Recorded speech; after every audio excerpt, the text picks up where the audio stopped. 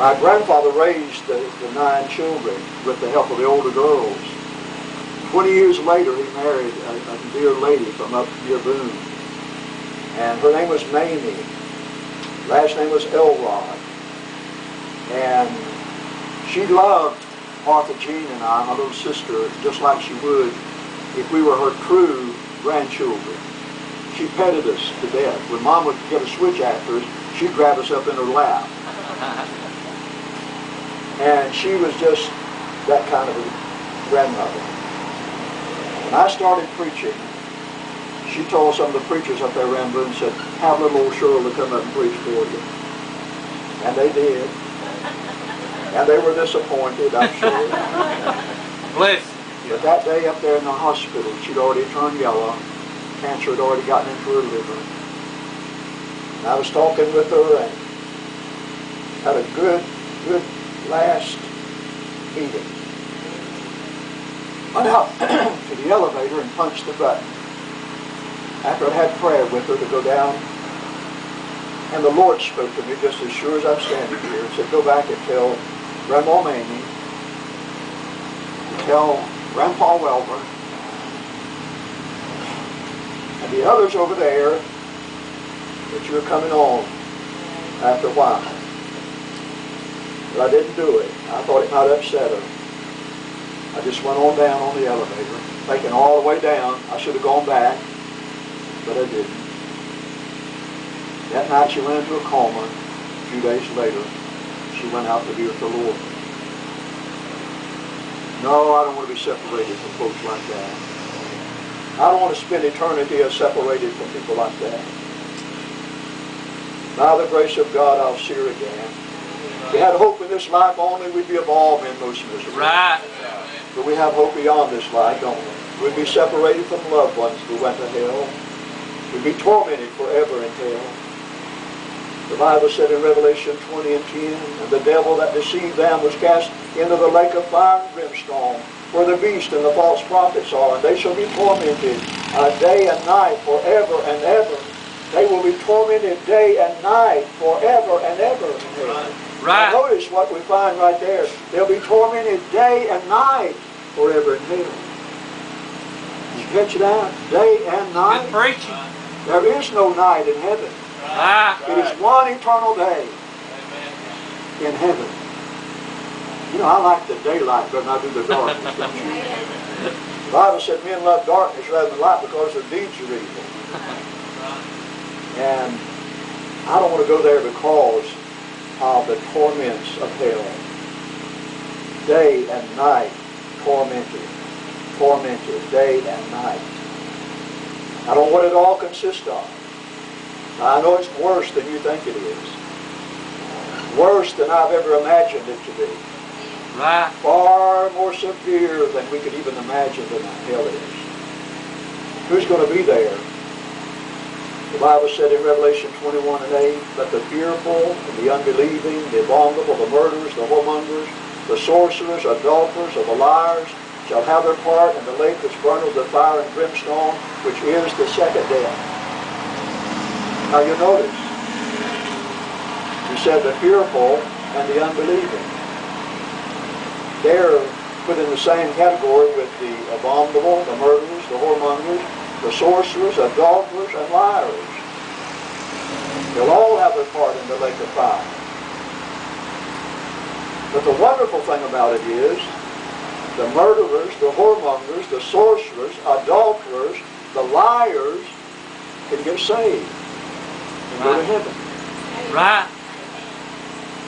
The thing about it is the unbeliever, if he continues to be an unbeliever and leaves this world as an unbeliever, he'll spend eternity in hell. That's right. Forever and ever he'll be in hell. But any of these, God will forgive. We look on these things and say, well, the fearful, that's not bad. The unbelieving, that could be a good person. I know a good man years ago, very good man, good neighbor, used to haul wood for elderly people, used to go to the grocery store for widow ladies and bring groceries back to them. That kind of a man, a good man. 50 years ago, I began, I guess, talking to him a little bit occasionally about being saved. And then a little while, 45 years ago, let me back up a little bit. I'm not quite as old as you think I am. About 45 years ago, I began talking to him a little bit about his relationship with the Lord, said he was lost. Came on down 40 years ago and talked to him some more. 35, 30 years ago. Maybe even this, well, this is 25 years ago. 25 or 30 years ago. I went to the hospital where he was hospitalized in his last days. I took a preacher from our church who was with us in revival to talk to him. And all he would say to that preacher, I thought maybe he could get through to him. All he would say to that preacher, Sherrill knows what I believe. And he tried me again. He said, Sherrill knows how I believe. Now, he's a good man. Don't misunderstand. He was a good man. But he said, self-proclaimed agnostic. Atheist that believes there is no God whatsoever. Agnostic says you can't prove this Bible to be true. You can't prove there's a heaven or a hell. You can't prove all this. That's what he said. He had studied. He had read books. Intelligent man. And I talked to him on those final hours, really, of his life. Called him by name in the hospital. I said, would you trust Jesus as your Savior? So weak he could hardly speak. Shook his head. Very weak voice said no. Last time that I ever talked to him was that time. It wasn't but a few days till he went out into eternity. What I'm saying to you, he was not a murderer. He was not a whoremonger. He was a good husband. He was a good dad. He was a good community man.